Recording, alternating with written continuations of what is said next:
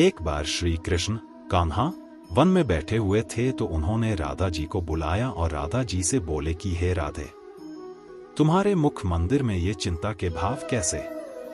उस क्षण राधा जी प्रभु श्री कृष्ण की बात सुनकर बिल्कुल चुप रही। राधा जी को चुप और शांत देखकर श्री कृष्ण बोले कि ऐसी कौन सी बात है जो हमसे ना सुनी जाएगी? श्री कृष्ण राधा जी से कहते हैं कि तुम तो मुझसे प्रेम करती हो, तो ऐसी कौन सी बात है जो तुम मुझसे छिपा रही हो, अर्थात बता नहीं रही हो? जब इतनी देर प्रयत्न करने के पश्चात राधिका जी कुछ ना बोली, तब श्री कृष्ण कुछ क्षणों के लिए सोच में पड़ गए और बोले कि जब तुम्हें मुझसे बात ही छिपानी थी तो मुझसे प्रेम ही क्यों किया? क्योंकि प्रेम में बातें गुप्त नहीं रखी जाती। और श्री कृष्ण बोले कि क्यों फिर प्रेम की बातें करके मेरे मन मंदिर में प्रेम की बात चलाई? श्री कृष्ण वो बात सुनने के लिए इतने आतुर हो गए थे कि उन्होंने राधिका जी से बोल दिया कि इस संसार में कई ग्वाले मिल जाते तुझे, फिर क्यों प्रेम रूपी रास, या कह सकते हैं प्रेम का बंधन मुझसे ही क्यों जोड़ा?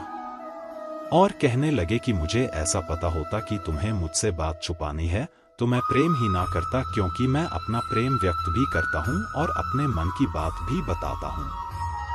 तब राधिका जी चिंतित हो गई और कान्हा की गंभीर बात सुनकर बोली कि मुझे भय है कि तुम कहीं मुझे छोड़कर चले ना जाओ, क्योंकि तुम अपने प्रेम को सभी में वितरित करते हो और इसी बात का भय हर क्षण सताता है।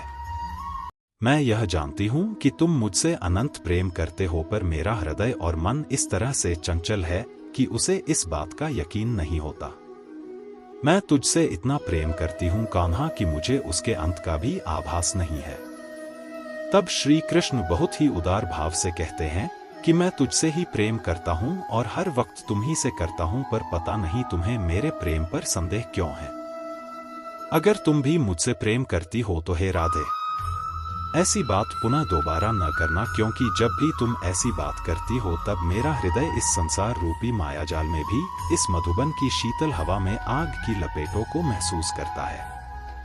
पर हे राधे, तुम भी इस संसार के मायाजाल में फंसकर मुझ पर संदेह कर रही हो, तो सुनो, इस संसार में हमारा प्रेम अमर होगा, यह वचन मैं आज तुम्हें